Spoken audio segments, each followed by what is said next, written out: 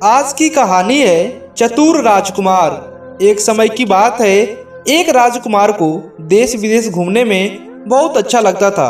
एक दिन उसने अपना एक विश्वसनीय सेवक अपने साथ लिया और अपने राज्य से चल दिया।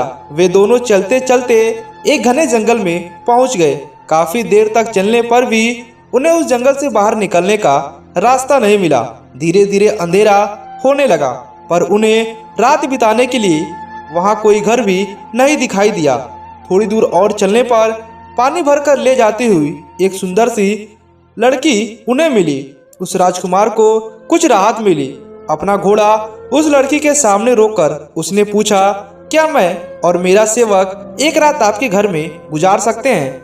लड़की ने बड़ी मायूसी से जवाब दिया, हाँ, आप लोग यहाँ रात गुजार सकते हैं, पर मैं आपको इसकी सलाह नहीं दूंगी कि आप इस घर के अंदर जाएं। राजकुमार ने पूछा, ऐसी कौन सी बात है जो आप मुझे इस घर में जाने से रोक रही है? लड़की ने एक गहरी सांस ली और बोला, मेरी सौतेली माँ रात में कुछ जादू का काम करती है। उसे यह पसंद नहीं कि कोई अजनबी रात्रि के समय उसके घर में आए।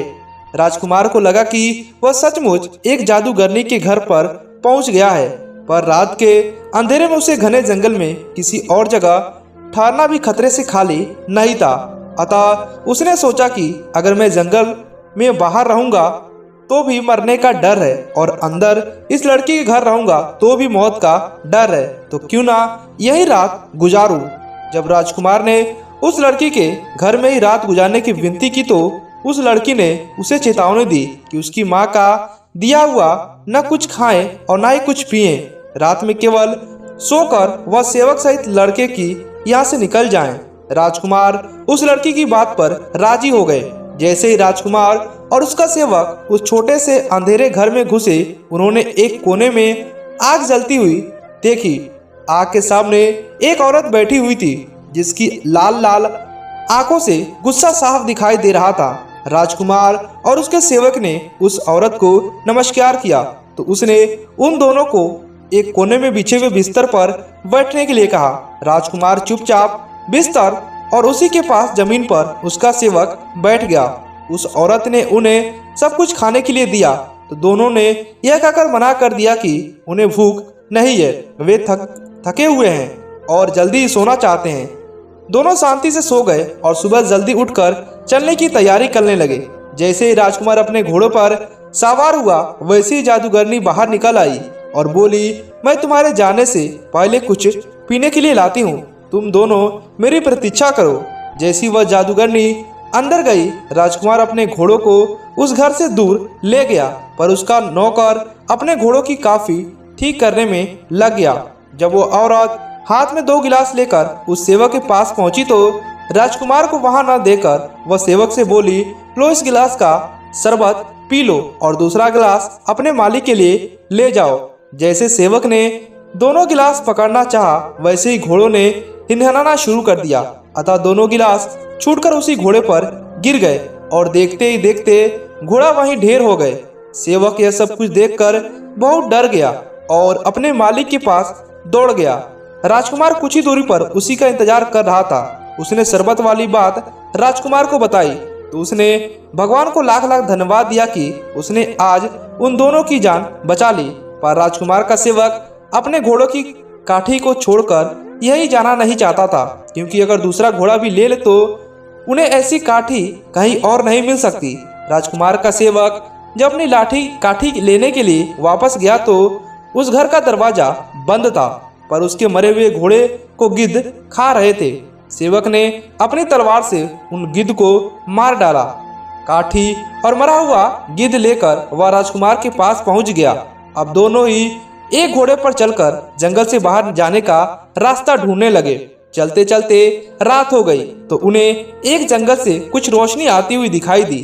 जब वे दोनों उस घर के सामने पहुंचे तो उन्हें पता चला कि जंगल के आखिरी कोने पर एक सराय थी। सेवक ने यह गिद्ध उस सराय के मालिक को पकाने के लिए दिया।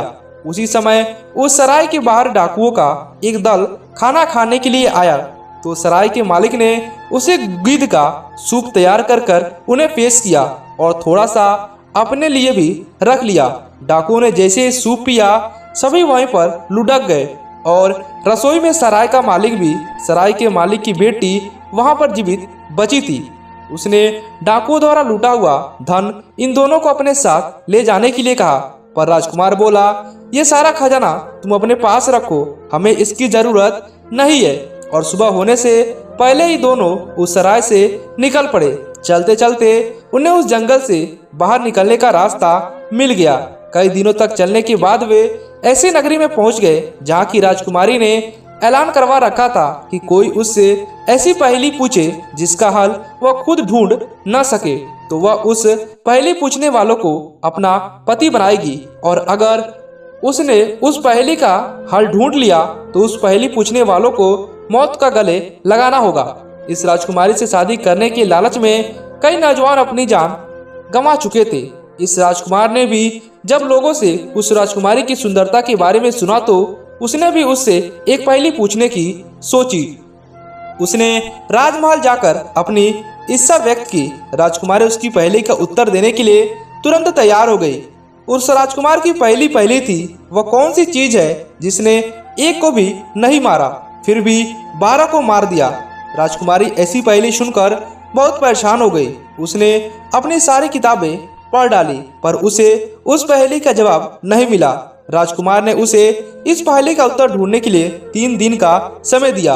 अगली रात उसने अपनी विश्वसनीय सेवका को चुपचाप उस राजकुमार के कमरे में भेजा कि कहीं सोते नींद में वह राजकुमार खुद इस पहेली का उत्तर दे दे। जैसे ही सेवका बिना कुछ सुने कमरे से बाहर निकल रही थी, राजकुमार के सेवक ने उसका बुर्का पकड़कर रोकना चाहा, पर उसका बुर्का खिंच गया। सेविका चुपचाप रात के अंधेरे में मुंह छुपाकर राजकुमारी के पास भाग गई। 2 दिन बीतने पर भी राजकुमार को इस पहेली का 2 दिन बीतने के बाद भी राजकुमारी को इस पहेली का उत्तर नहीं मिला तो उसने खुद ही राजकुमार के कमरे में चुपचाप रात में जाकर उससे इस पहेली का उत्तर सुनने की बात सोची। राजकुमार को इस बात का अनुमान था। वह सोने का बहाना करके अपने कमरे में लेट गया। आधी रात में नीला बुर्का पहनकर राजकुमारी चुपके से उसके कमरे में घुसी और पूछने लगी, वह कौन सी चीज है जिसे किसी ने भी नहीं मारा। राजकुमार ने जवाब दिया, एक गिद्ध जिसने जहर से मरे एक घोड़े को खाया और उसी जहर से खुद मर गया। राजकुमारी ने फिर पूछा, तो फिर उसने 12 को कैसे मार दिया। राजकुमार बोला, क्योंकि 12 डाकुओं ने उस जहरीली गिद्ध को खाया था और खाते ही मर गए। जैसे ही राजकुमारी को अपनी पहेली का जवाब मिला वह जल्दी से कमरे से बाहर निकलने लगी। तभी राजकुमार ने उसका नीले रंग का मखमली बुर्का खींच लिया। राजकुमारी बुर्का छोड़कर भाग गई। अगले दिन उसने अपने राज्य में 5 जजों को पहेली का उत्तर देने के लिए बुलवाया। जैसे ही उसने पहेली का सही उत्तर राजकुमार को सुनाया वैसे ही उसने राजकुमारी का नीला बुर्का उन जजों के सामने रख दिया और उन्हें बताया कि कल राजकुमारी खुद इस पहेली का हल ढूंढने के लिए उसके कमरे में आई थी और उसने जानबूझकर उसे इस पहेली का हल बताया। बुर्के का सबूत उसकी बात को सच सिद्ध कर रहा था। अतः राजकुमारी को उसी राजकुमार के साथ विवाह करना पड़ा। दोस्तों, यह कहानी आपको कैसी लगी हमें नीचे कमेंट कर बताइएगा।